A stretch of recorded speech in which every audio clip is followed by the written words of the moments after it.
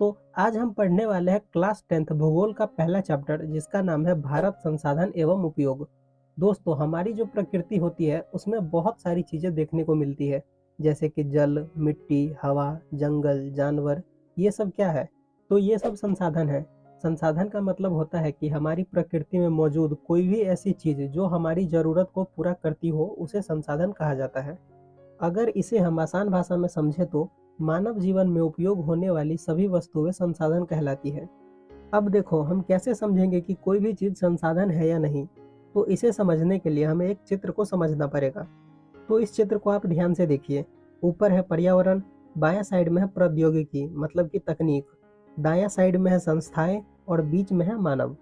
ये चित्र ये दर्शा रहा है कि जो मानव है उसका संबंध प्रौद्योगिकी, पर्यावरण और संस्था के साथ है। देखो इसे ऐसे समझो कि जो मानव है वो प्रौद्योगिकी मतलब कि टेक्नोलॉजी की मदद से पर्यावरण में काम करते हैं और निर्माण करते हैं संस्था का, जिससे होता यह है कि पैसे आते हैं और पूरे देश का आर्थिक विकास होता है। समझ आया यहाँ तक? चलो अब हम समझते हैं संसाधनों का वर्गीकरण को। तो संसाधनों को चार तरीकों से बांटा गया है। पहला उत्पत्ति के आधार पर, दूसरा उपयोगिता के आधार पर, तीसरा स्वामित्व के आधार पर और चौथा विकास की स्थिति के आधार पर। तो इन चारों को हम एक एक करके अच्छे से समझते हैं। तो सबसे पहले हम समझते हैं उत्पत्ति के आधार पर। तो उत्पत्ति के आधार पर संसाधन दो प्रकार के होते हैं, पहला जैव संसाधन और दूसरा अजैव संसाधन। तो सबसे पहले हम समझते हैं जैव संसाधन को।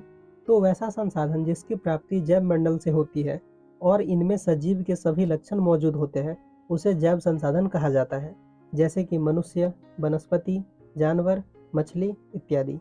ये सभी जैव संसाधन हैं क्योंकि ये सब सजीव है। तो अब हम समझते हैं अजैव संसाधन को। तो निर्जीव वस्तुओं के समूह को अजैव संसाधन कहा जाता है, जैसे कि मिट्टी, पत्थर, धातु, पानी, खनिज इत्यादि। ये सभी अजैव संसाधन हैं क्योंकि ये सभी निर्जीव है। अब हम समझते हैं संसाधन के दूसरे वर्गीकरण को, जो कि है उपयोगिता के आधार पर।